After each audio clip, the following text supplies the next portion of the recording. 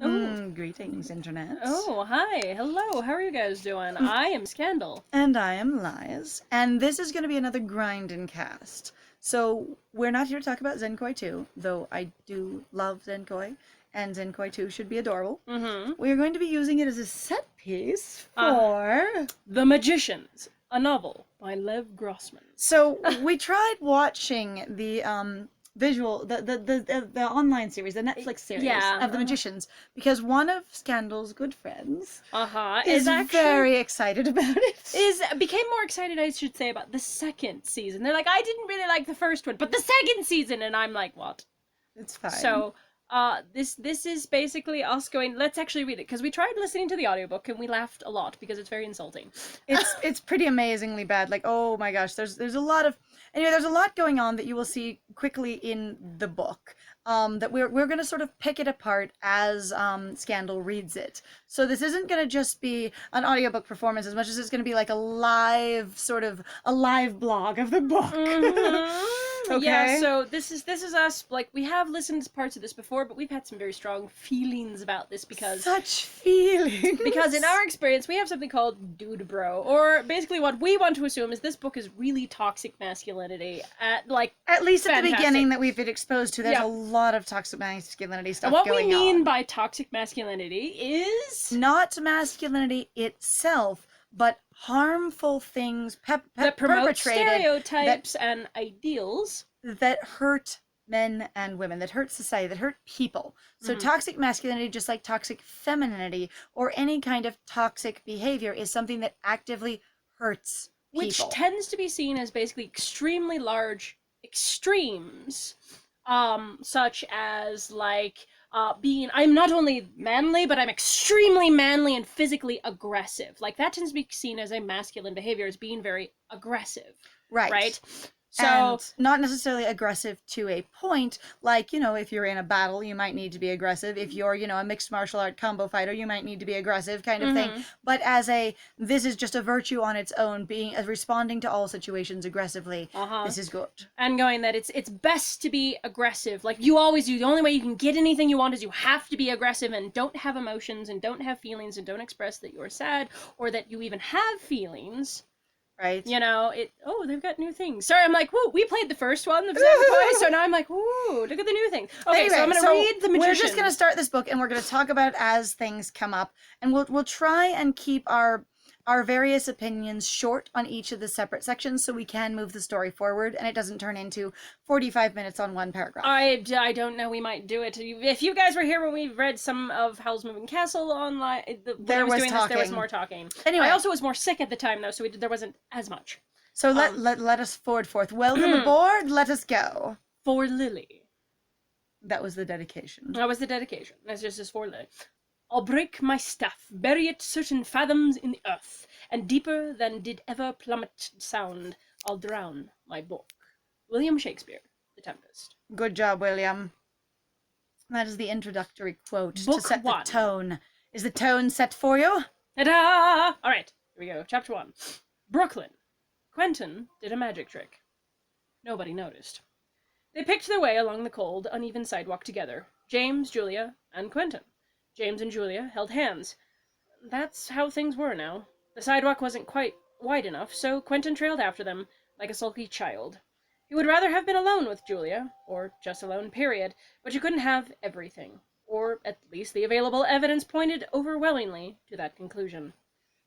Okay, James said over his shoulder. Q, let's talk strategy. James seemed to have a sixth sense for when Quentin was starting to feel sorry for himself.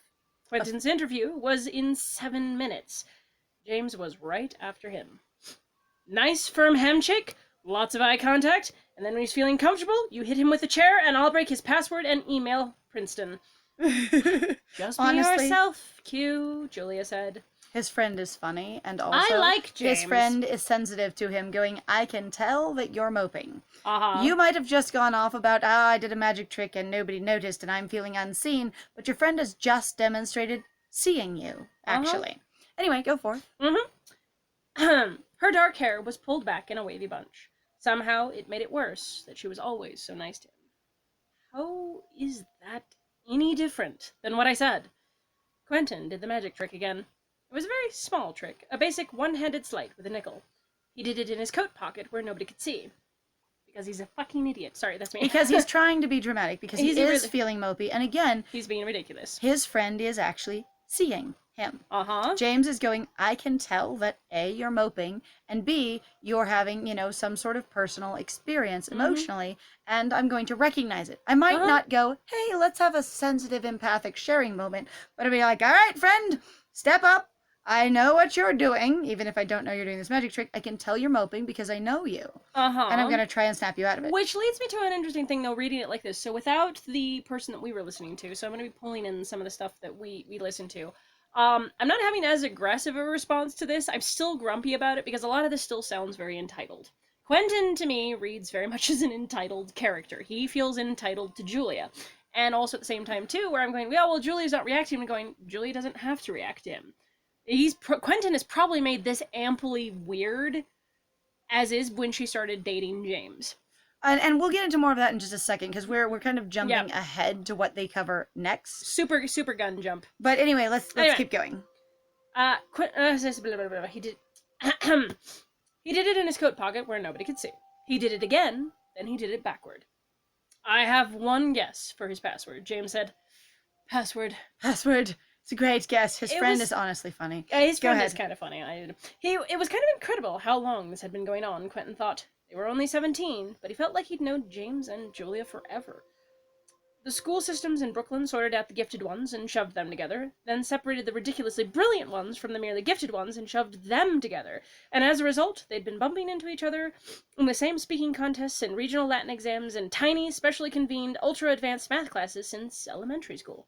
The nerdiest of the nerds. So basically, everyone, what they're saying here is they are the ridiculously brilliant ones. And it's not just your protagonist that is the special smart one. Everyone he's ever been surrounded with around his age is disgustingly brilliant. Intelligent and brilliant. His friends that you ever see are going to be disgustingly brilliant. Why are you releasing the egg? Because I have one of those. You have a new egg? You don't have any egg, do you? These are one of the ones I've already got. No, it means possible offspring. Yeah, Goofball, you forgot. It's fine. Anyway. Okay. Let's see. By now, their senior year, for some reason, when you're usually super advanced, you tend to graduate much earlier than this, in my experience, but maybe they chose not to. Anyway. Could be a different school system. A lot of times you do actually graduate early, but he might have wanted the characters to be a certain age for his intended story, because as far as I can tell, the author wants to have a lot of sex in here, so we're good. Yeah, we'll see what happens. There's a lot of sexual tension in this book, by the way. And again, more of that entitlement thing, which bugs me. Anyway. By now, their senior year, Quentin knew James and Julia better than he knew anybody else in the world, not excluding his parents, and they knew him. Everybody knew what everybody else was going to say before they said it. Everybody who was going to sleep with anybody else had already done it. Julia, pale, freckled, dreamy Julia, who played the oboe and knew even more physics than he did, was never going to sleep with Quentin. See, so this is where we started getting into the entitled piece. Like, in the first one, like, my friend Scandal here kind of went off going, what? When we first heard that line from the original, voice actor who did the audiobook of this, they were like, oh my god, and you lies. And I did not catch it at all. And we had to go back and listen to it a couple times, and I'm like, you need to understand, like, the entire tone of this, to me, is Quentin is whiny, entitled, going, no one will look at me when I'm doing my special trick. He's having his own internal experience and going, and Julia will never love me and never look at me in this thing. Going, the least she could at least fucking do for me is sleep with me. And the thing is I didn't catch that as being a thing at all. It didn't seem like the least she could do was sleep with me, but I have different experiences with my awareness of, like, discrimination and various things like that. For me, I've had a very hard time where I didn't even know feminism existed until basically I met Scandal here, actually. Hilariously enough, I was the problem child in that regard. And so, but a lot of it was, I think, at least for me, I wasn't necessarily interested in feminism. A lot of it was just going of, like, I feel like these are incomplete characters, uninteresting settings, poorly, like, people just not being considered. Ooh. I don't know what that was. You can now buy decorations with this as you made a bad constellation. Oh. I'll try again, I suppose. Sorry, now we're getting it. I'm like, ooh. It's okay. It's the game. This is totally so a set piece. This piece is new. compared to the last game. You could not play the So you can dragons. see where the little stars shoot off. Oh, That I tells know you where the stars are. where the next one's supposed to be. Uh-huh. Blink. At any rate, Anyway, so so okay. anyway, that was where we had a disagreement or a different experience on things. Going, I didn't see it this way, and Scandal going, this is totally this thing, and I'm going, okay, What are you doing? playing. What are you doing? Okay, I'm not reading, is what I'm doing. All right, so we're gonna go. But We're yeah. gonna move forward. Okay, we're gonna move forward. All right. Was never going to sleep with Quentin. Quentin was thin and tall, though he habitually hunched his shoulders in a vain attempt to brace himself against whatever blow was coming from the heavens, and which would logically hit the tall people first. Yes. His shoulder-length hair was freezing in clumps. He should have stuck around to dry it after gym, especially with his interview today, but for some reason, maybe he was in a self-sabotaging mood, he hadn't. The low grey sky threatened snow. It seemed to Quentin like the world was offering up special little tableau of misery just for him. Crows perched on power lines, stepped in dog shit, wind-blown trash, the corpses of innumerable wet oak leaves being desecrated in innumerable ways by innumerable vehicles and pedestrians. God, I'm full, James said. I ate too much. Why do I always eat too much? Because you're a greedy pig, Julia said brightly. Because you're tired of being able to see your feet? Because you're trying to make your stomach touch your penis? Which is where I feel like the author there is just going, if I don't bring in something blatantly and overtly sexual immediately, then the tone of this book won't work the way I want it to. Exactly. And also, I will say the thing that's made me laugh about this book anyway was literally they're going, this is better than Harry Potter. So there's a bunch of reviews for this book going, it's making fun of Harry Potter. It's better than Harry Potter. All these comparisons to Harry Potter. And I'm going, and yet it literally cannot, at least in the show, could not walk away from Harry Potter for 5 seconds. I was going to say that basically the thing is it looks like a dog. Look at that. It's like Zero. It kind of does. It's anyway, so cute. And so there's a lot of comparisons simply because this is teens going to a school of magic, an experience of going, this is like Harry Potter. Mm-hmm, so, pretty much. Yeah. That's the only dragon I have, so I can't awaken anybody else, you weirdo. Anyway, go ahead, my friend. Why are you doing it again? Because I thought it was fun. Oh, okay. I was like, I thought you playing with it. Oh, fine. Somebody's probably whining that I'm wasting the premium currency on doing this with the same dragon over and over again, and I'm just playing with this thing because again, it's just a set piece. I'm not trying to win. No, but well, fine, be that way. Nope, okay. Not trying to win. And by the way, guys, if you haven't guessed, Magicians is going to be extremely explicit. There will be some explicit sexual sexiness in here from everything I don't understand. know if it'll actually be sexy. Honestly, as far as I can tell so far, it just sounds like entitled shitlord whining. There will be sexual experiences on the page. How about that? Sure, why not? We'll call it that. Alright, James put his hands behind his head, his fingers in his wavy chestnut hair, his camel cashmere coat wide open to the November cold, and belched mightily. Cold never bothered him. Quentin felt cold all the time, like he was trapped in his own private individual winter. I'm suddenly trying to figure out if they're trying to make this guy seem, kind of gross or unappealing to basically validate Quentin more of going, why is Julia with him? He's burping and he's overeating and he's gross. I don't know. That just occurred to me, so I'm just kind of going, I mean, you know what? It's possible, especially considering that I feel like after some fashion, Quentin is actually utterly and completely jealous of James.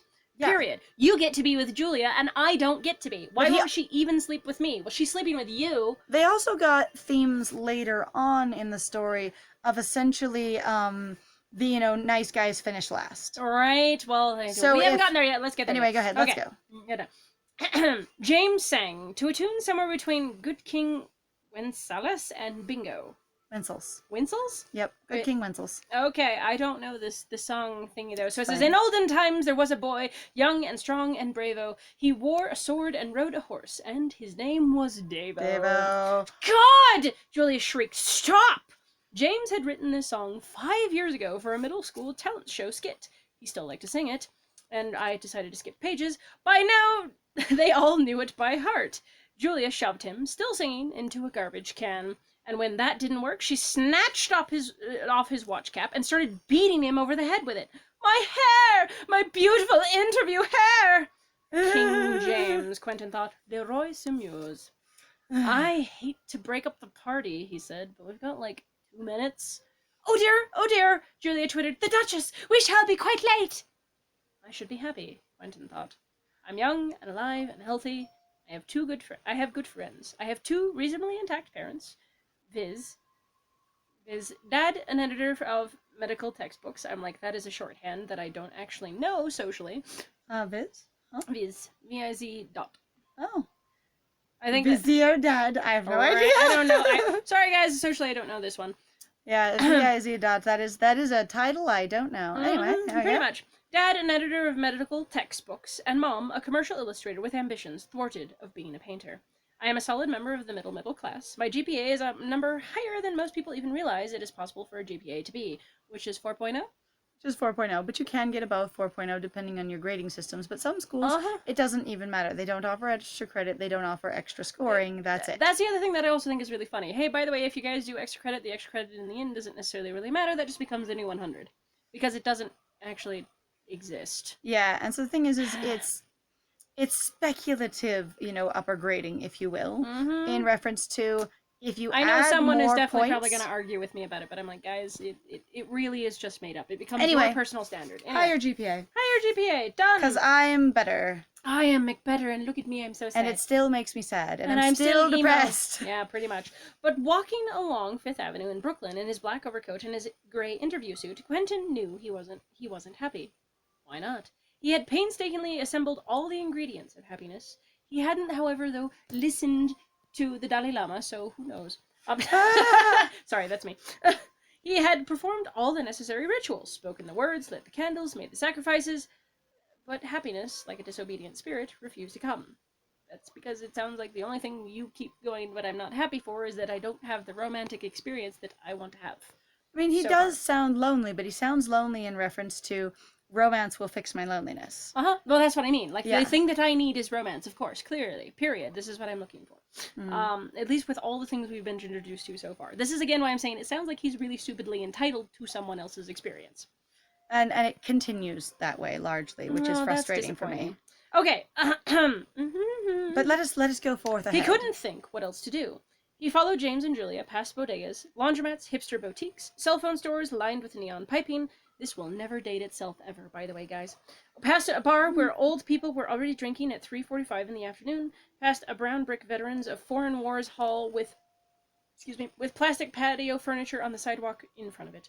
All of it just confirmed his belief that his real life, the life he should be living, had been mislaid through some clerical error by the cosmic bureaucracy.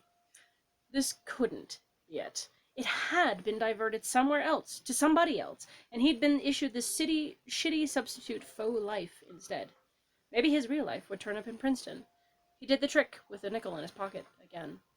I honestly get frustrated with that kind of trope, the idea that your hero or protagonist is disenfranchised, and that they know that their life isn't really what they were meant to be, and then finally something shows up or happens, and they go, look, my depression was truly correct the whole time. I was meant to be and do something else more and different than this, because it bothers me, largely because depression is a real, genuine thing that isn't just because you are some other species, some other heritage, some other, destiny that actually is meant to be better, that you psychically somehow know is true for you, but can't access because you have no proof, and then your depression goes away afterwards. Now, one of the interesting things is that much later in the book, and I'm going to spoil ahead just a tiny bit, the author actually goes into the fact that his depression does pervade nonetheless, which I think is way more important than this. Yep. Where he's going, yeah, I feel like my real life has been mislaid, and that's really important feeling, because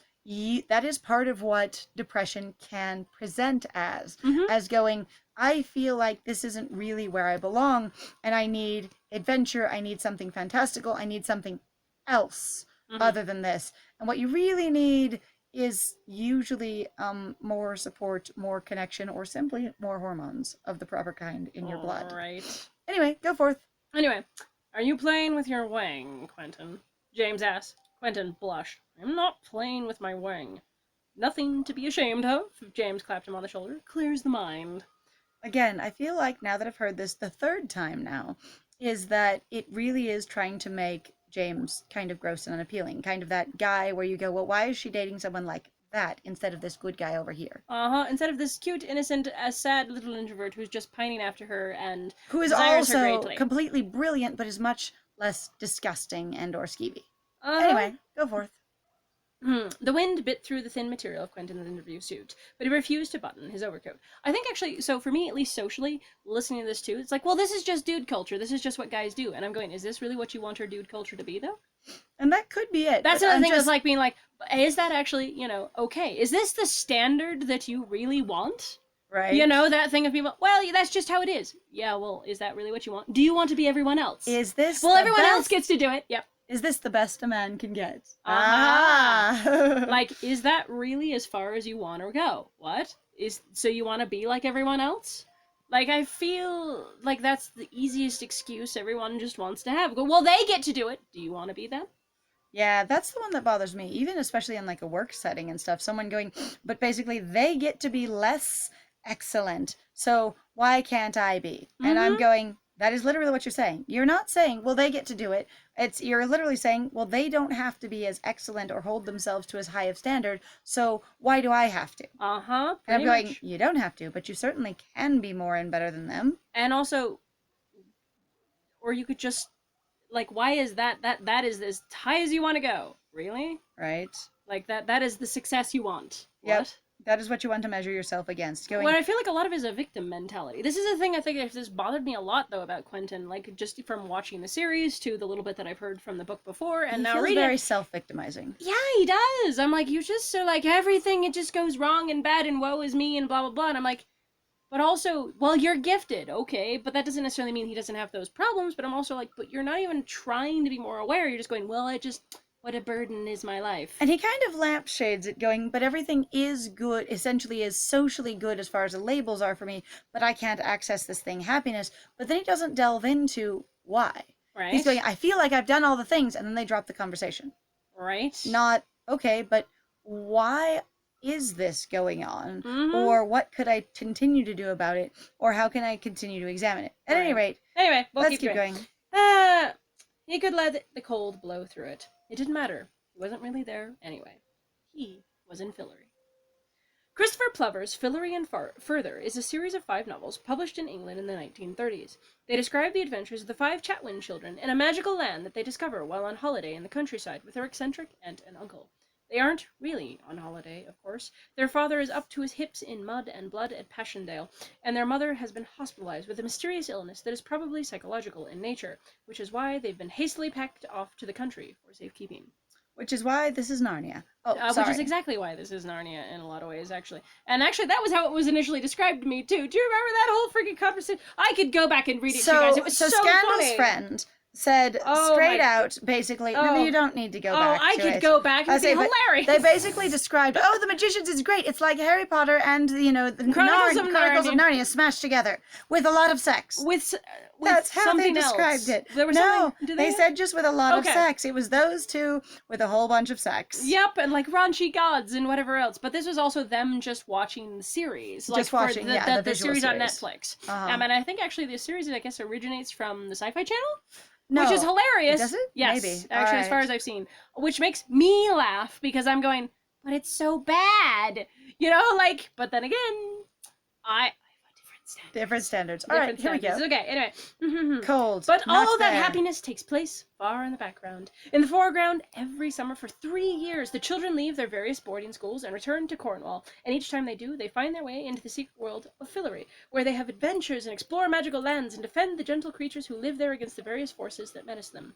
The strangest and most persistent of these enemies is a veiled figure, known only as the Watcher Woman, whose horological enchantments threaten to stall time itself, trapping all of Fillory at 5 o'clock on a particularly dreary, drizzly afternoon in late September. Much dreary. Like most people, Quentin read the Fillory books in grade school. Unlike most people, unlike James and Julia, he never got over them. Down. He basically became a part of the fandom and couldn't let it go, which is fine. There are plenty of people who do crap like that, but the thing is in this case, also what I feel like is going, well, look at this shameful, boring nerd.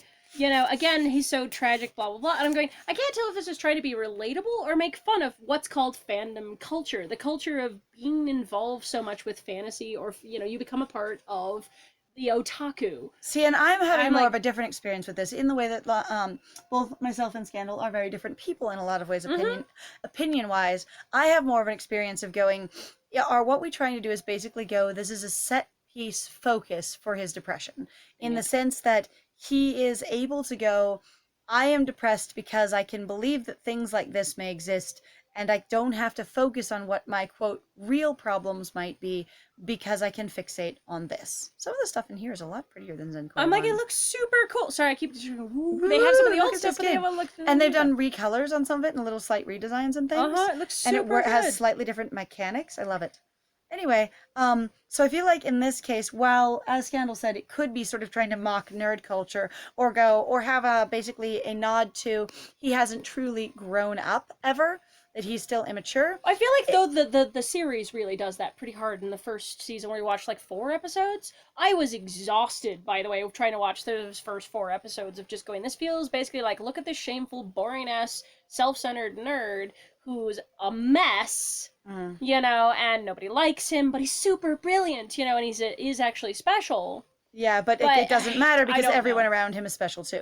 Except that I don't know. At any rate, it felt like to me that it was sort of basically a convenient focus for his depression, and that basically he didn't engage as much with his actual genuine depression experience as much as he could or maybe should to try and help himself, simply because he had this basically direction of fillery to sort of couch it in. He had that level of excuse, as it were. That he could just basically it's always a focal point, hide there instead of trying to sort of to confront his own problems, which I understand socially. I'm not saying it's bad. No, I'm not either. I'm just saying, like, that's why I'm going. I can't decide if this is meant to be relatable or making fun of. Right, or which is where I'm going. Maybe bit of hand in hand. You can look at it those couple of different, very distinctive different ways.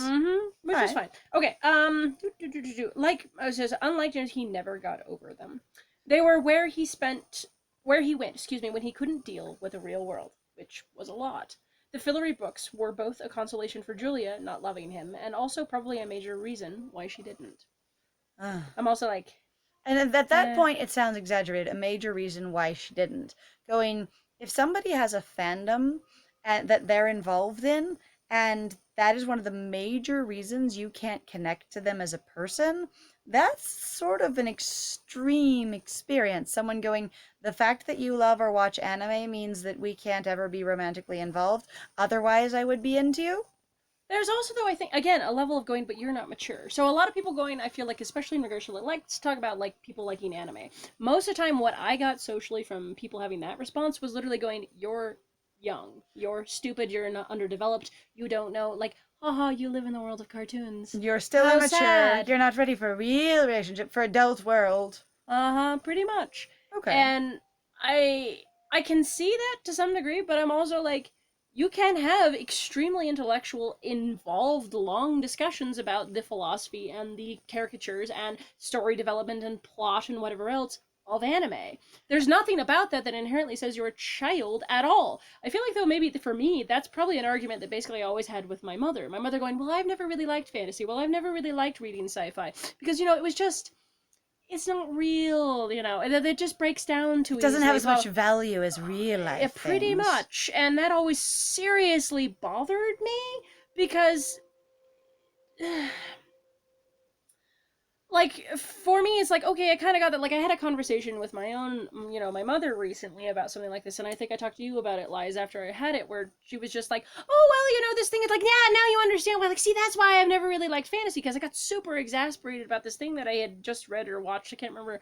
Was it us watching Mortal Engines? Was that what it was? There was a conversation. I can't remember. Might have been. But it was just something where she was like, see, this is why I can't ever handle this. And I'm like, but that is no reason why I don't like it. The thing is that I expect much higher. Like, I wanted to recommend to her that you should go read Mistborn. But my mother can't ever freaking handle stuff like that, in my opinion, because my mother is extremely sensitive when it comes to violence or basically anything that isn't the nicest thing ever, which I find to be really bizarre for someone who really likes to read, biographies. Because those can be pretty damn and violent. Also historical stuff, too. She likes reading stuff that's nonfiction.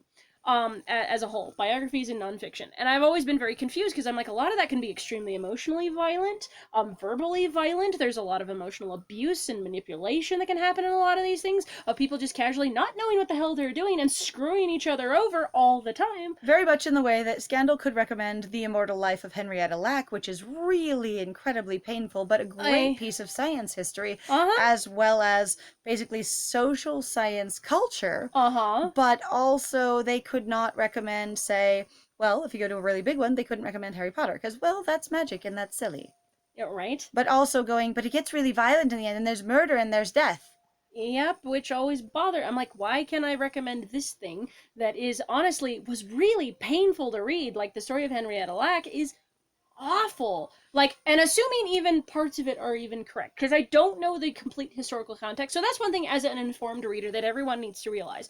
Most of these things, even if you're reading a nonfiction book, it is from someone's certain perspective. It's the same thing with historical books or historical textbooks. Those things are edited to someone's personal viewpoint of what they think is important. And most of the time, we don't even have all the information. A lot of people are basing them off of, well, you know, I've read so many things, or I've done so many things, or whatever else. And I sometimes know sort of the context. They're based off of interviews, but those interviews are still interpreted by the individual writing them. Which means that they are not inherently something that's, yes, they're completely, you know, exactly correct.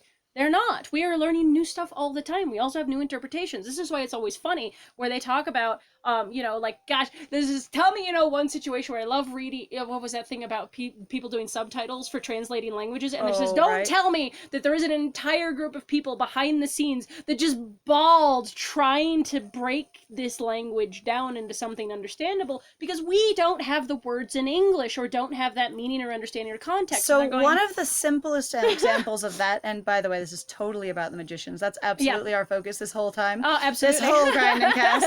At any rate, one of the things that's one of the easiest examples for that is I like to use Spirited Away by Disney, because of course it's by it is done by, you know, Hayao Miyazaki and Studio Ghibli, but of course purchased in America by Disney because they licensed all of their films in America, right?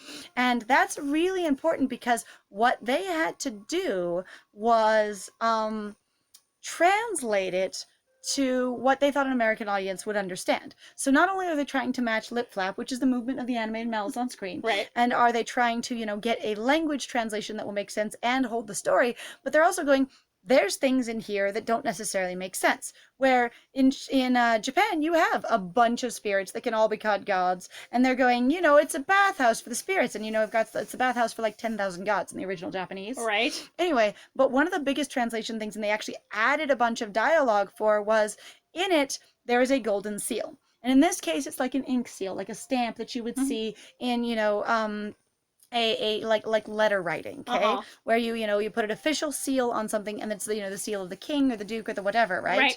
And then that's, you know, and only they, you know, the appropriate people can open this letter, and you know who it's from, right?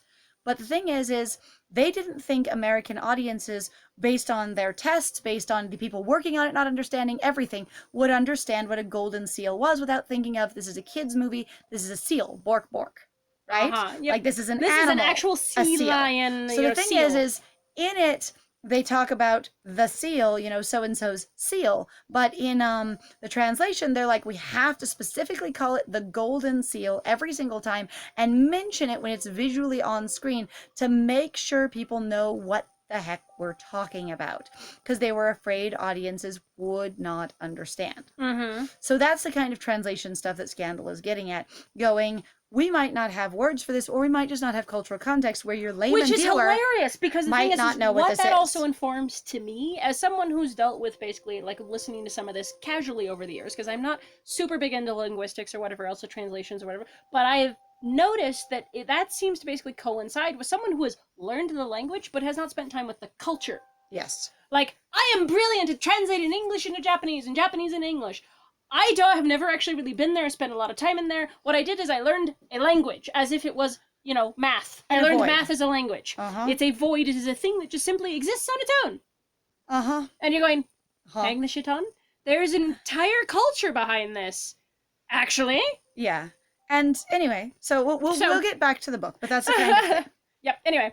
Okay. So Do, do, Do, do, do. do. Sorry, guys. Like We this can is what do happens this. when I feel great.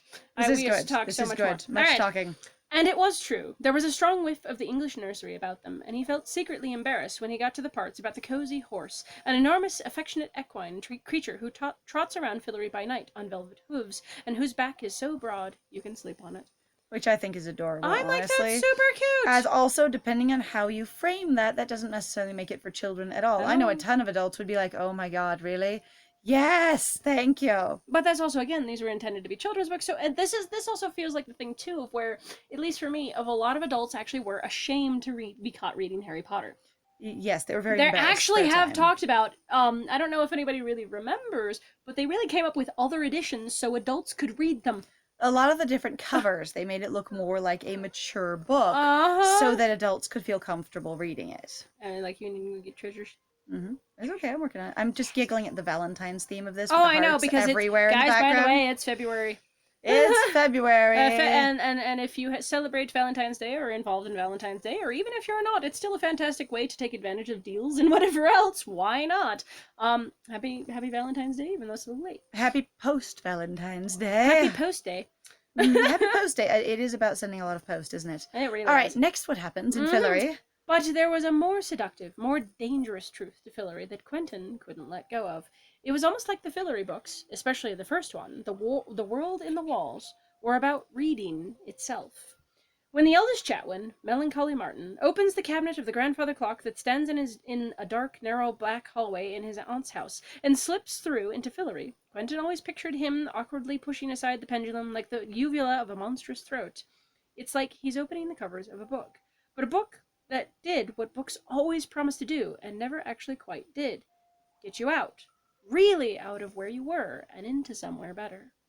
The world Martin discovers in the walls of his aunt's house is a world of magical twilight, a landscape as black and white and stark as a printed page, with prickly stubble fields and rolling hills crisscrossed by old stone walls. In Fillory, there's an eclipse every day at noon, and seasons can last for 100 years. Bare trees scratch at the sky, pale green seas lap at narrow white beaches made of broken shells. In Fillory, things mattered in a way they didn't in this world. In Fillory, you felt the appropriate emotions when things happened. Happiness was a real, actual, achievable possibility. It came when you called. Or, no, it never left you in the first place. They stood on the sidewalk in front of the house. The neighborhood was fancier here, with wide sidewalks and overhanging trees.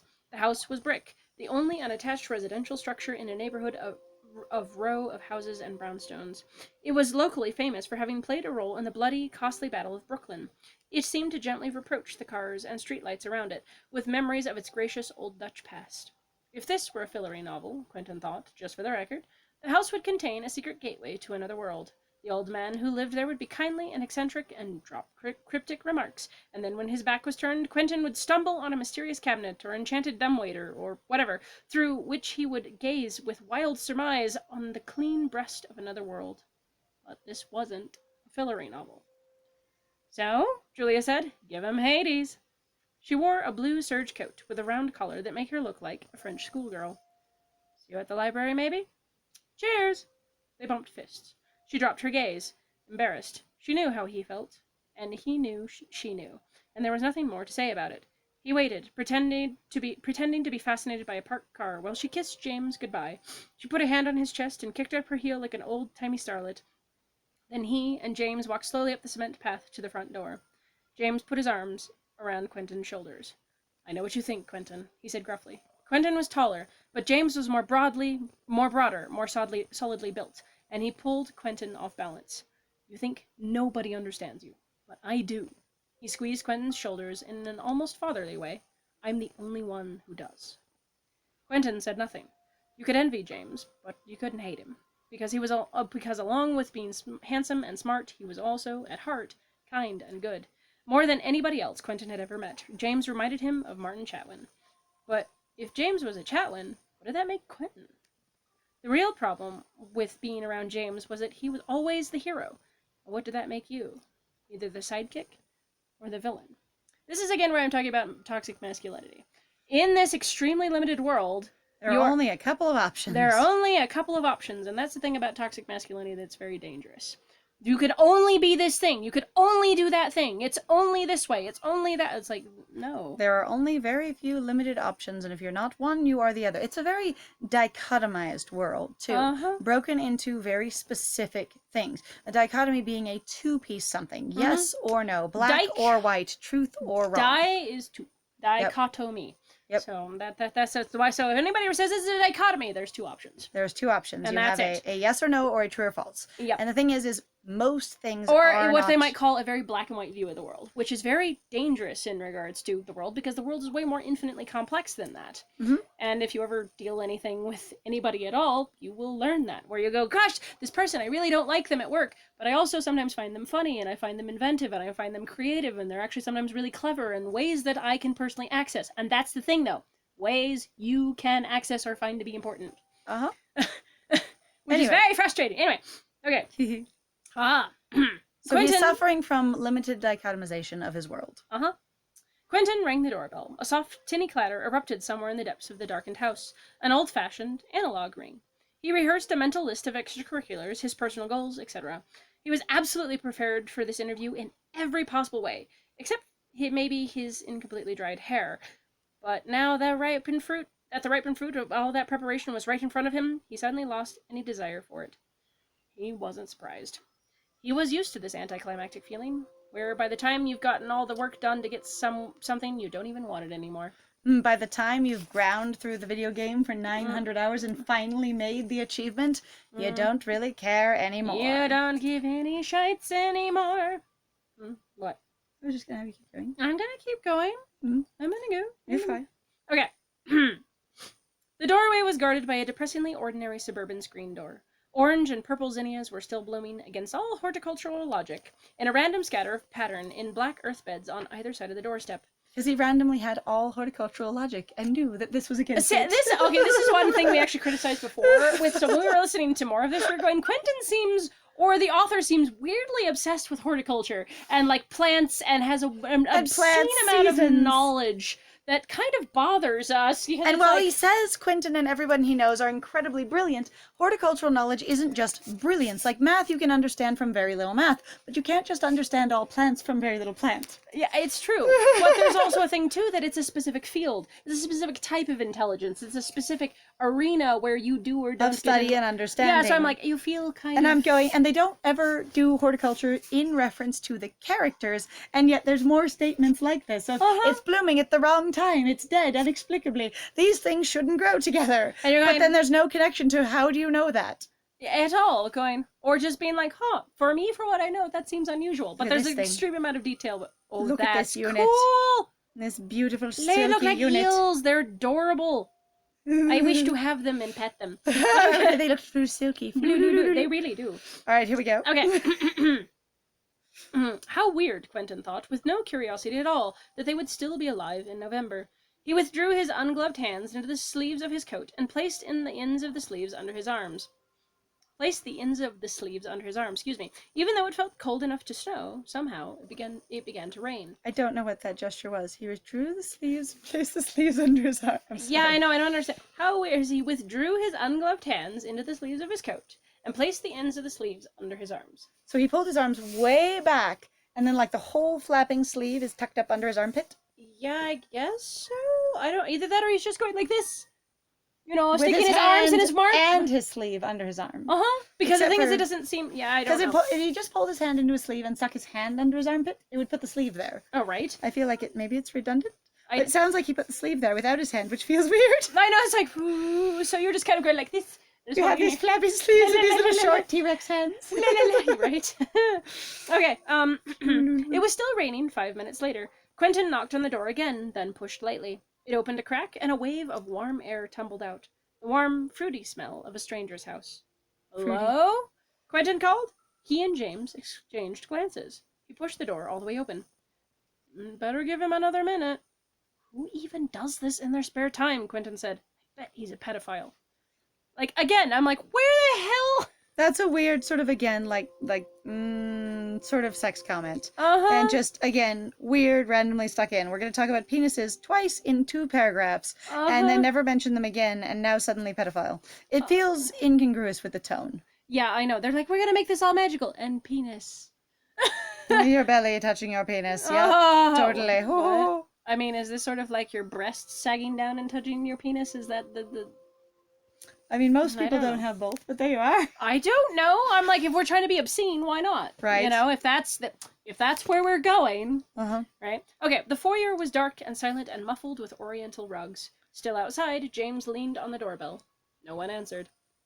I don't think anybody's here, Quentin said. That James wasn't coming inside suddenly made him want to go inside more. If the interviewer actually turned out to be a gatekeeper to the magical land of Fillory, he thought, it was too bad he wasn't wearing more practical shoes.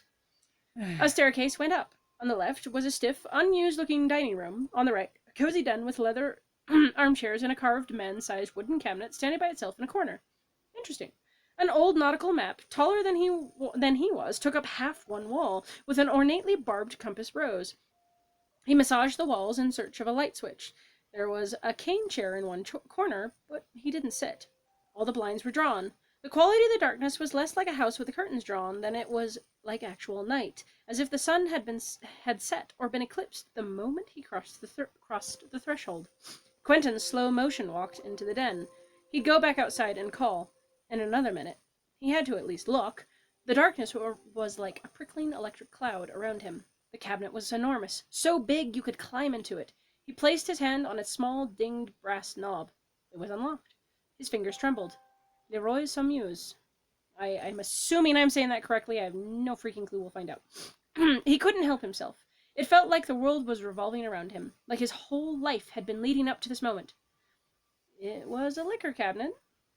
A big one. There was practically a whole bar in there. Quentin reached back past the ranks of softly jingling bottles and felt the dry, scratchy plywood at the back, just to make sure. Solid. Nothing magical about it. He closed the door, breathing hard, his face burning in the darkness. It was when he looked around to make absolutely sure that nobody else was watching that he saw the dead body on the floor. See, in moments like that, I've actually had before, where you walk into a space and you it just go, feels... it feels very magical. It feels like there's something important there that you're not quite grasping, that you wouldn't normally see. And you go, this thing, whatever it is, I want to access it. People go, it's the veil is thin here. Of course, veils are always thin. So that makes me giggle anyways. The veil is thin. Do you know what veils are? Thin. Thin. Anyway. Dumb shitter, they're not veils. You can't see the quilt is thin here. The quilt's between worlds. The comforter. I was going to say the thick. The thick down comforter is thin right here. You go, ooh, you're a shitty comforter. Wait, what? Ooh, you're a very bad comforter at the moment. Ooh. At any rate, so anyway, there are moments. So that particular moment, I feel for. Like, I haven't connected to the character much at this point in the book, but I feel that moment of going. It feels like there's something important here, and that if I just did it right, I could access it. Which I completely also get too on that same level. Like sometimes, yeah, you really just walk into a space where something either feels just so right, or feels like that, or feels really wrong. Feels a little extra, a little different. Okay, I'm gonna go off. I know you've heard about this, Lies, but I still, like, it was the weirdest experience because I don't normally have them.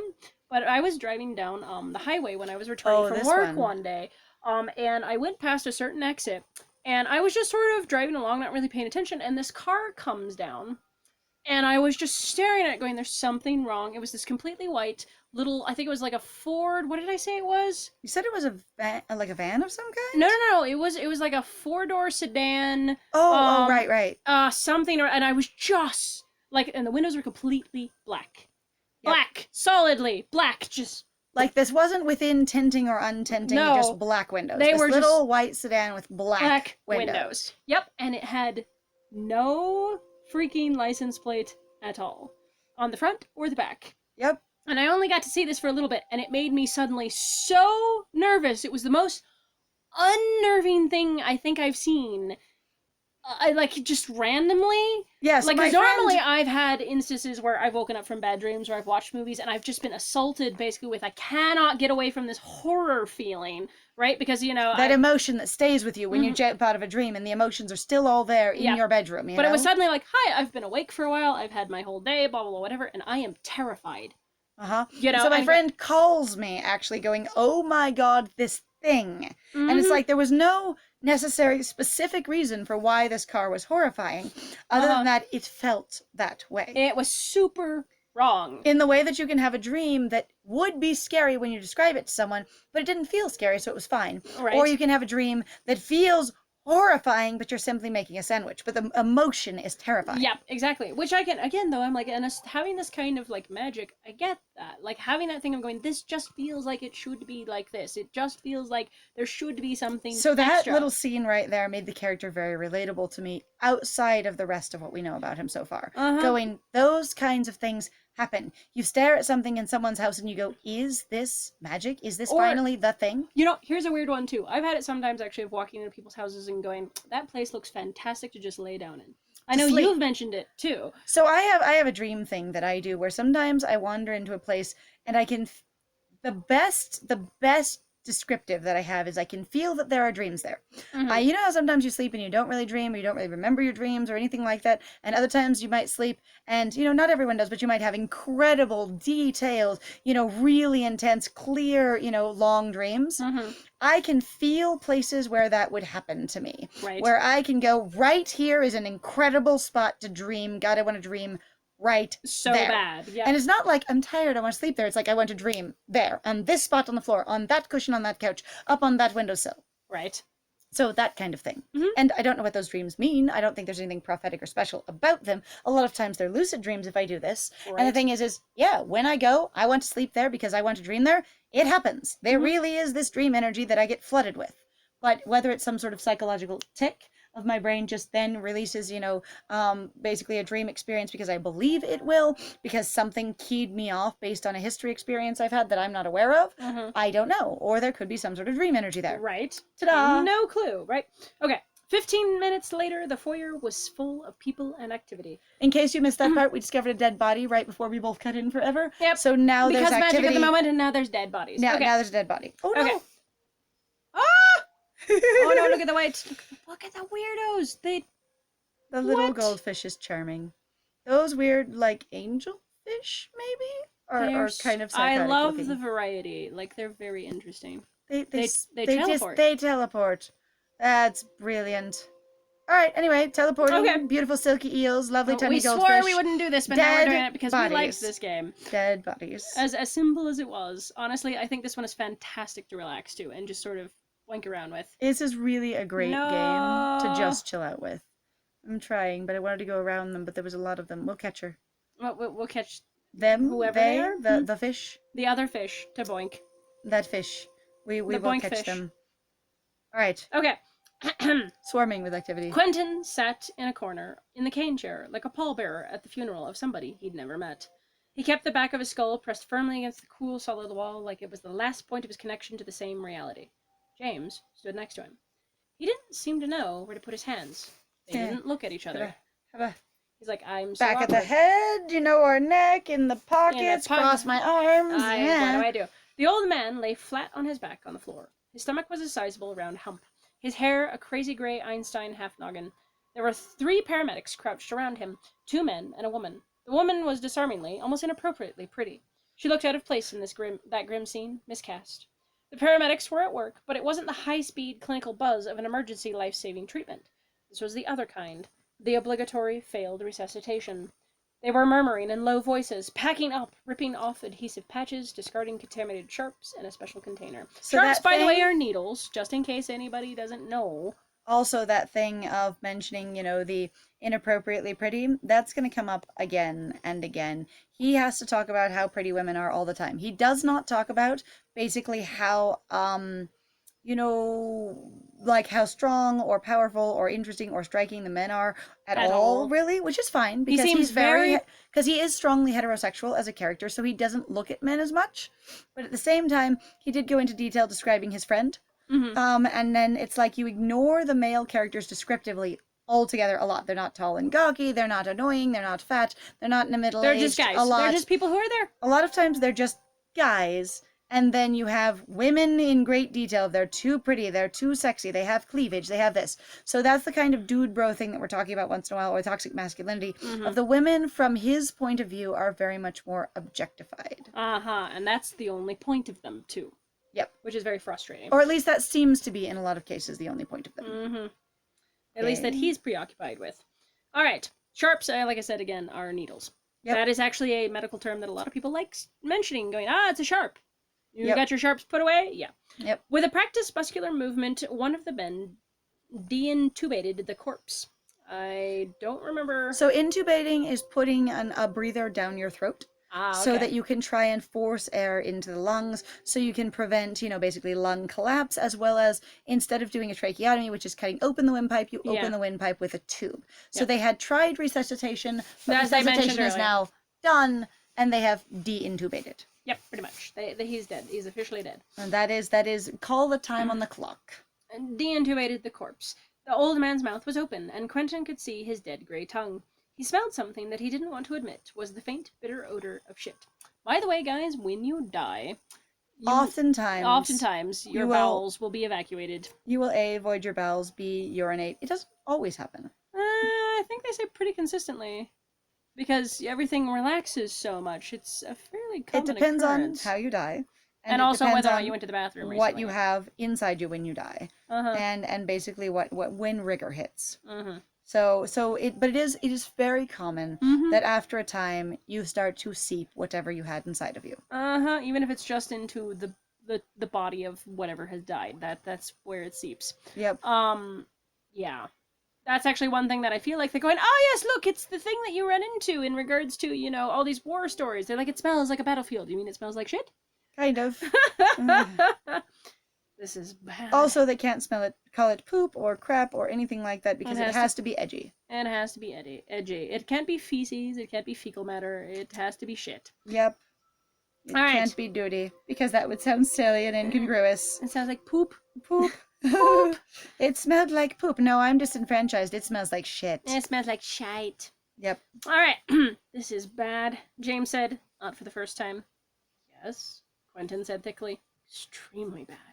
His lips and teeth felt numb. If he didn't move, nobody could involve him in this any further. He tried to breathe slowly and keep still. He stared straight ahead, refusing to focus his eyes on what was happening in the den. He knew if he looked at James, he would only see his own mental state reflected back at him in an infinite corridor of panic that led nowhere. He wondered when it would be all right for them to leave. He couldn't get rid of a feeling of shame that he was the one who went into the house uninvited, as if that had somehow caused the man's death. I shouldn't have called him a pedophile, Quentin said out loud. It was wrong. Extremely wrong, James agreed. You can't call a dead man a pedophile? And, even if that might have possibly been what he was, however, you're making assumptions about people that you don't even know. This is again where it's like making quick, really fast decisions about people. While that can be helpful, and we do it socially all the time, it's actually really not good behavior in practice. Nope. And it's something to actually examine. And I know we do it too, but like I said, and it's one of those things of trying to be aware of when you're doing it at all, and also then why you're doing it. And again, it has been very useful over the years, but it also has saved a lot of lives to be suspicious of things. But also at the same time too, it is literally just that. It is a spot random, snapped decision that many times lies to you. Because as they've actually talked about, actually gut feelings are incredibly misleading. Well, and again, it can be this sort of social cue that you're not realizing you're picking up on. Which actually is completely inaccurate in a lot of cases too. Oh, you're gonna get so much black. Man, they keep giving you weird colored fish, man. The ones that are way too close to you. Yeah. Okay. Let's see. They spoke slowly, like they were both trying out language for the very first time. One of the paramedics, the woman, stood up from where she was squatting by the body. Quentin watched her stretch, the heels of her hands pressed to her lumbar region, tipping her head one way, then the other. Then she walked over in their direction, stripping off rubber gloves. Well, she announced cheerfully, he's dead. By her accent, she was English. Quentin cleared his clotted throat. The woman chucked the gloves neatly into the trash from across the room. What happened to him? Cerebral hemorrhage. Nice quick way to go, if you have to go. Which he did. He must have been a drinker. She made the drinky gesture. I cannot believe that did drinky. Like, she's that condescending. I mean, that's actually, I can't tell if that's literally Quentin interpreting her as, she's condescending, or literally, he's just condescending, going, he must have been a drinker. That's just the drinker gesture. Yep. And I'm like, the drinky gesture? That's very loaded. That's her also cheeks... very lighthearted, I don't care about this at all. I'm the weather girl reporting on hundreds of deaths. Yay! They all died! I'm sorry, what? Her cheeks were flushed from crouching down over the body. She might have been 25 at the most, and she wore a dark blue short-sleeve button-down shirt, neatly pressed, with one button that didn't match. A stewardess on the connecting flight to hell. Quentin wished she weren't so attractive. Unpretty women were so much easier to deal with in some ways. You didn't have to face the pain of their probable unattainability. And this is the thing that I'm having these fucking thoughts about. Well, someone who's died. Someone who's died in this room, and you have this person being very cavalier and almost dismissive about it. And what I'm thinking about is the fact that if I tried to date her, she'd be unavailable to me, and that is the tragedy of her being pretty. Pretty much. Again, more toxic masculinity. and the thing is it's like, it's not tragic that she's pretty because... Oh, and my favorite thing is it gets better. Is because it makes someone's, is because, like, of any reason other than she's unattainable as a date option or as a romance option. Right. Or even possibly just as a sex option. And so, since being pretty makes her desirable as those options, and then she is unattainable, that makes her a frustrating or annoying or bad person to interact with. That is such a shallow interpretation of a human being that I'm just confused. Again, this thing about making short, quick judgments about other people. But also that also means that her value as a person is literally simultaneously in what she looks like, but also damaged by what she looks like, because you can't date her even though what she is date material. You mean slut shaming? Maybe. I don't know. I mean, that's kind of what that is. Oh, she looks super hot. Well, I bet you she's a slut. But God, if she was a slut, then she would have sex with me. She would never have sex with me, though. It's that hypocritical, of I am both simultaneously, entitled to you and also not. You are extremely sparkly. Oh, are you ready? I'm fast. What I am is fast. What I am is fast. All right. But she was not unpretty. I also love the word. She's not unpretty. Like... unpretty? She's not plain. She's not ugly. She's just unpretty. What the fuck does that word I was frustrated that she was pretty because, if she was unpretty, it'd be easier, but she was not. Well, the thing that bothers me is really, I have to come up with another... She's not unpretty, and it's so disappointing. Like, unpretty seems extremely juvenile. Which I feel like, again, a lot of this is going, this is just freaking juvenile. You know? And that's okay. It's annoying. Okay. She was pale and thin and unreasonably lovely, with a broad, ridiculously sexy mouth, except for the fact that she's very reasonably lovely because she is lovely. Yep. Like, that's pretty reasonable. What? No, What? Yep. Unreasonably lovely. Okay. Well, Quentin didn't know what to say. I'm sorry. Why are you sorry? She said, did you kill him? Did you kill him? Which I think was funny. Here for an interview. He did alumni interviews for Princeton. So why do you care? Quentin hesitated. He wondered if he'd misunderstood the premise of this conversation. He stood up, which he should have done when she first came over anyway. He was much taller than her. Even under the circumstances, he thought, this person is carrying around a lot of attitude for a paramedic. Finally! It's not like she's a real doctor or anything. He wanted to scan her chest for a name tag, but didn't want to be caught looking at her breasts. Because you can't look at a person's chest without looking at their breasts. Right, exactly. Because that's, But the thing is also, too, is the implication going, when I'm trying to look for this thing, I will immediately be accused of looking at her tits. Which is, again, another social goddamn problem. Yes. I don't actually care about him, personally, Quentin said carefully, but I do place a certain value on human life in the abstract. So even though I don't know him, I think I can say that I'm sorry that he's dead. There we go. What if he was a monster? Maybe he really was a pedophile. Mortification! Sorry. Also, though, at the same time, too, I'm like, you're very unprofessional. Like, radically unprofessional. She really is. I'm like, you're kind of... And also, I don't know, maybe you're just trying to break the ice, make him feel better, blah, blah, blah. But I'm also going, you don't need to. This is not required. Being like, maybe he was a pedophile. Except for, I really think that... in this case, the author is trying to call her out as a different character, someone who doesn't fit this situation, which the author does very well in this case. You suspect her immediately because she isn't behaving properly, and also she's the only person described on the screen at all. Everyone else is just people in the room. Yep, pretty much. But also, again, though, Quentin tends to mostly describe the women over the men. Yep, unless, so. like, he's basically trying to avoid talking about Julia, which is what it seems like he was doing, because I'm so attracted to Julia, and Julia won't even sleep with me. Sorry, I'm still really bothered about that. It's fine, go ahead. Okay. She'd overheard him. Maybe. Maybe he was a nice guy. Maybe he was a saint. Maybe. You must spend a lot of time around dead people. Out of the corner of his eye, he was vaguely aware that James was watching this exchange. Baffled. Why? Why was he baffled? No idea, but he was. Well, you're supposed to keep Because you're supposed to keep them alive, or that's what they tell us.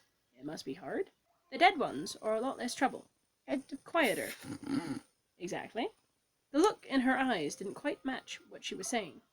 She was studying him. Listen, James cut in. We should probably go. What's your hurry? She said. Her eyes hadn't left Quentin's. Unlike practically everybody, she seemed more interested in him than in James. Listen, I think this guy might have left something for you. She picked up 2 manila envelopes, document-sized, off a marble-topped side table. Quentin frowned. I don't think so. We should probably go, James said. James said, You said- actually wanting to get into reality more, and Quentin please. going, but maybe it's something weird and different, and even if it's not magical, it's at least not my regular life. Except that Quentin also says, I don't think so, and they're both like, can we not? But one is deeply more uncomfortable and Than the aggressively, let's make a different choice than the other kind of Yeah, going. Quentin is trying to is a be little more more passive. sociable. Yeah, Quentin's being a bit more passive here. he is. Eating those suckers is kind of a pain in the butt, I've noticed this time around. They're a little more sensitive to anything but the very rare approach. The very behind approach. The extremely behind the Uh-huh. approach. Also, the teleporters, they get tired after they teleport, so you can get them after they bip away from you. Mm-hmm. You said that already, the paramedic said. James opened the door. The cold air was a pleasant shock. It felt real. That was what Quentin needed. More reality. Less of this, whatever it was. Seriously, the woman said. I think you should take these. It might be important. Her eyes wouldn't leave Quentin's face. The day had gone still around them. Okay, I feel like I should say Had gone on. still. Had gone around still around them. Okay, that makes sense. Not had gone still. Had gone still around them. around them. It was had gone chilly on the implied stoop. comma around them. Everything had gone implied comma about them. Right. It was chilly on the stoop, and getting a little damp, and he was roughly 10 yards away from a corpse. Listen, we're going to go, James was saying. Thanks, I'm sure you did everything you could. The pretty paramedic's dark hair was in 2 heavy ropes of braid. She wore a shiny yellow enamel ring and some kind of fancy silver antique wristwatch. And she's absolutely from Villeray, if you hadn't guessed. No, just in case Which you I don't know because the book hasn't confirmed it, but I'm still just convinced that she is. All right. Her nose and chin were tiny and pointy. She was a pale, skinny, pretty angel of death, and she held 2 manila envelopes with their names on them in block magic marker letters. Probably transcripts, confidential recommendations. For some reason, maybe just because he knew James wouldn't, Quentin took the one with his name on it. All right, goodbye, the paramedic sang. She twirled back into the house and closed the door. Hang on, they frickin' went out. They walked out the front door at some point, and it wasn't really super clear when it happened, other than the gentle prodding of, we should probably go. And I opened the door, and that was about it. When I opened the door, we were suddenly outside of it. They were alone on the stoop. Green. Ooh, good. Well, James said. He inhaled through his nose and breathed out firmly. Quentin nodded, as if he were agreeing with something James had said. Slowly, they walked back up the path to the sidewalk. He still felt dazed. He didn't especially want to talk to James. Listen, James said. You probably shouldn't have that. I know, Quentin said. You could still put it back, you know? I mean, what if they find out? How would they find out? I don't know. Who knows what's in there? Could come in useful. Well, lucky thing that guy died then, James said irritably. They walked to the end of the block without speaking, annoyed at each other and not wanting to admit it. The slate sidewalk was wet, and the sky was white with rain. Quentin knew he probably shouldn't have taken the envelope, and he was pissed at himself for taking it, and pissed at James for not taking his. Look, I'll see you later, James said. I gotta go meet Jules at the library. Right. They shook hands formally. They felt strangely final. Quentin walked away slowly down First Street. A man had died in the house he had just left. He was still in a dream. He realized more shame. Underneath it all, he was relieved that he didn't have to do his Princeton interview today, after all. The day was darkening. The sun was setting already behind the gray shell of cloud that covered Brooklyn. For the first time in an hour, he thought about all the things he had left to do today. Physics problem set, history paper, email, dishes, laundry. The weight of them was dragging him back down to the gravity well of the ordinary world. He would have to explain to his parents what happened, and they would, in some way he could never grasp, and therefore probably never properly rebut, make him feel like it was his fault. It would all go back to normal. He thought of Julia and James meeting at the library. She would be working on her Western Civ paper for Mr. Karras, a 6-week project she would complete in 2 sleepless days and nights. As ardently as he wished that she were his and not James's, he could never quite imagine how he would win her. In the most plausible of his many fantasies, James died, unexpectedly and painlessly, leaving Julia behind to sink softly, weeping into his arms. Because that's a great thing that you want for your friend, to be sad and depressed and hurt and compromised. heartbroken and compromised, and to choose you simply because they're so badly compromised. Because that's great for your self-esteem, to be wanted only because I'm so sad that I can't resist you, or that you're the only comfort I can access. Because I don't have any other friends either. Apparently not. None of them seem to have any other friends at all, which is Right. where a lot of these books really fall short of going, here's my primary friend group, and no one seems to know anyone else at all, even though we talk in the periphery as though we know other people. Right, but no one else seems to really be there. Now, actually, I've passed a point, though, I feel like I can kind of relate to that, because I really don't know a lot of people. Spoilers! But you also don't have a narrative, presumably, in the background suggesting that you do know a lot of people, and they're just not on the screen right now. Right. Such as Quentin implied of them all knowing everybody from the same circle, but just not having them all Man, on that screen fish right is now. interested in you. They are after me. I am trying to get away from them, and it is not working. I will It's fine. just You can release just the egg. It will be fine. You can anti-egg yourself. Did you say anti-gay myself? No, anti-egg. Uh-huh. Anti-egg. I might have accidentally sent it because I mashed all my words together, but it was anti-egg. Anti-egg. Okay, Anti-egg. good. There, I don't have to release the egg. Goodbye! As he walked, Quentin unwound the little red threaded clasp that held shut the manila envelope. He saw immediately that it wasn't his transcript, or an official document of any kind. The envelope held a notebook. It was old-looking, its corners squashed and rubbed till they were smooth and round, its cover foxed. The first page, handwritten in ink, read, The Magicians, Book 6 of Fillory and Further. The ink had gone brown with age. The Magicians was not the name of any book by Christopher Plover that Quentin knew of, and any good nerd knew that there were only 5 books in the Fillory series. When he turned the page, a piece of white notepaper, folded over once, flew out and slipped away into the wind. It clung to a wrought iron area fence for a second before the wind whipped it away again. There was a community garden on the block, a triangular snippet of land, too narrow and weirdly shaped to be snapped up by developers. With its ambiguity, a black hole of legal ambiguity. Oh, excuse me, I skipped things here because I'm reading wrong. With its ownership, With its ownership, a black hole of legal ambiguity. It had been taken over years ago by a collective of enterprising neighbors who had trucked out the acid sand native to Brooklyn and replaced it with rich, fertile loam from upstate. For a while, they had raised pumpkins and tomatoes and spring bulbs and raked out little Japanese serenity gardens, but lately they'd neglected it. I'm gonna sneeze. Achoo. Bless you. Excuse me. Trying to watch them do this scene in the show was hilarious. It was because pretty bad. you can chase a piece of paper in a book and it sounds completely plausible, and you can chase a piece of paper in real life and it is completely plausible. But when you try to duplicate the experience that somebody's written about in a book to create it in real life, It looks very chasing a piece goofy. of paper, it looks incredibly fake. It looks goofy. It looks very staged. At any rate, onward. But lately, they'd neglected it, and hardy urban weeds had taken root instead. They were running riot and strangling their frailer, more exotic competitors. It was into this tangled thicket that the note flew and disappeared. This late in the year, all the plants were either dead or dying, even the weeds, and Quentin waded into them hip-deep, dry stems couching on his pants, his leather shoes crunching brown, broken glass.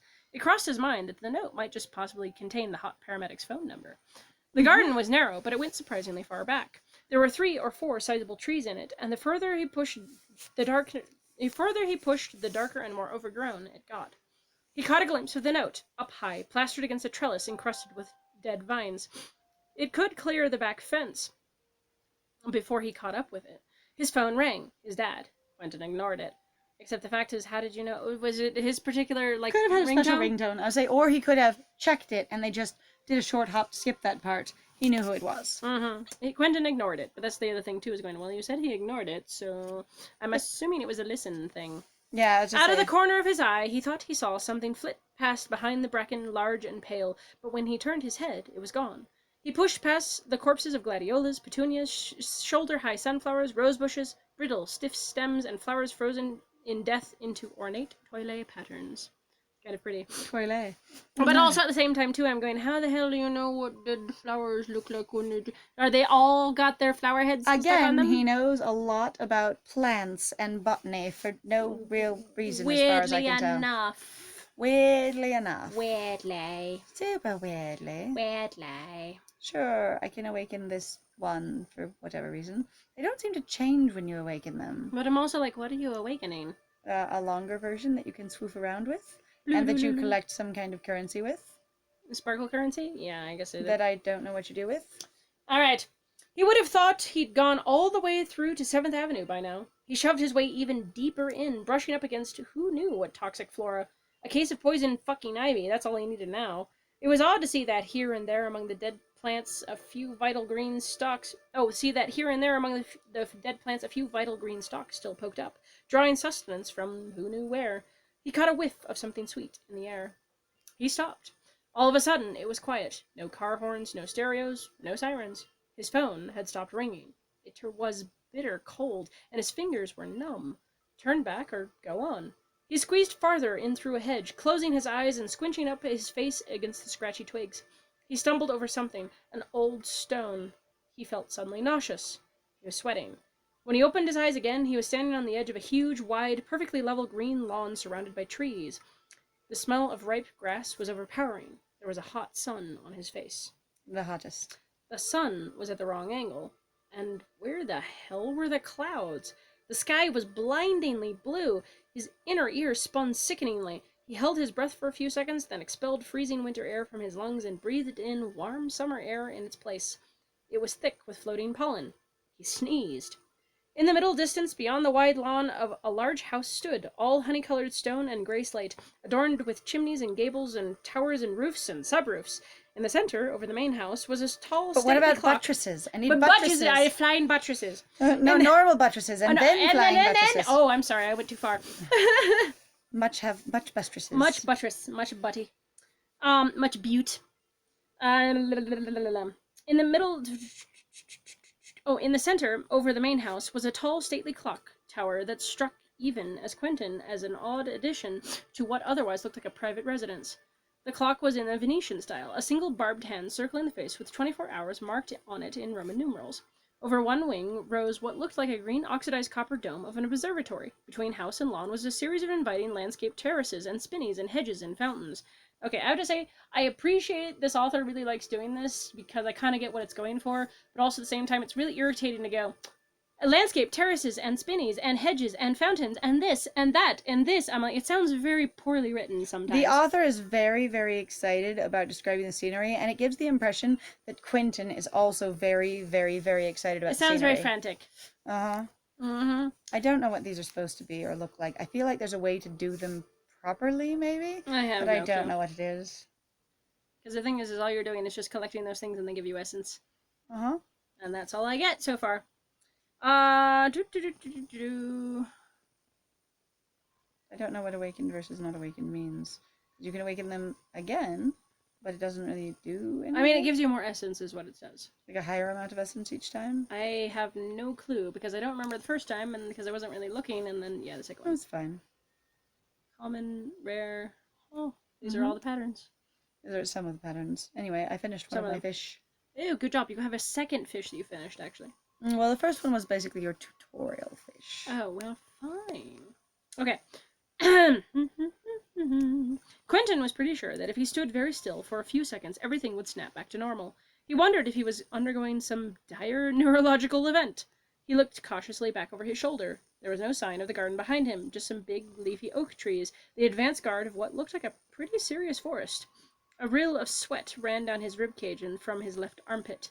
It was hot. Quentin dropped his bag on the turf and shrugged out of his overcoat. A bird chirped languidly in the silence.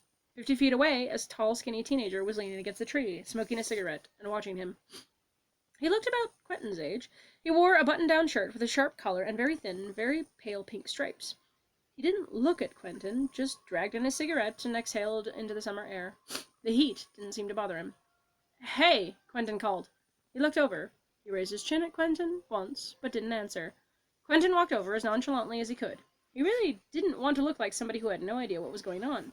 Even without his coat on, he was sweating like a bastard. How does a bastard sweat? Well, you see.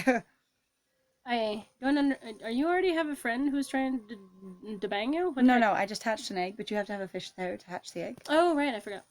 So see there, that one, the That's little your one parent. will leave. No, no, neither of those are the parent. They're Okay. both babies from the original parent that I had, but this Ah. one was here as the fish you've started, and the other one is there as the hatchling. Oh. But so they're both hatchling age. Okay. At any rate, let's They're finish this cute. chapter so we can wrap up this episode of Grinding Cast. Yep. Because one chapter per and an hour and a half each is probably all anyone can stand. I doubt, right? Especially with us talking. Even All right. me, when I come back and go, hey, this is great. I love hanging out with my friend. He felt like an overdressed English explorer trying to impress a skeptical tropical native. But there was something he had to ask. Is this? Quentin cleared his throat. So, is this Fillory? He squinted against the bright sun. The young man looked at Quentin very seriously. He took another long drag on a cigarette, then shook his head slowly, blowing out the smoke. Nope, he said. Upstate New York. And that's the end of chapter 1. Dun, dun, dun. All right, so this has been Zen Koi 2 as a backdrop to Chapter 1 of The Magicians by Lev Grossman. Lev Grossman. And I hope you enjoyed it and some of the critique therein. There's going to be more things to yell about louder in the future, but also I haven't gotten past chapter 6 in the physical book, listening it to as the audiobook. And my friend here, Scandal, hasn't even gotten that far. They've gotten to maybe 3. So, yeah. At any rate, it was lovely having you join us.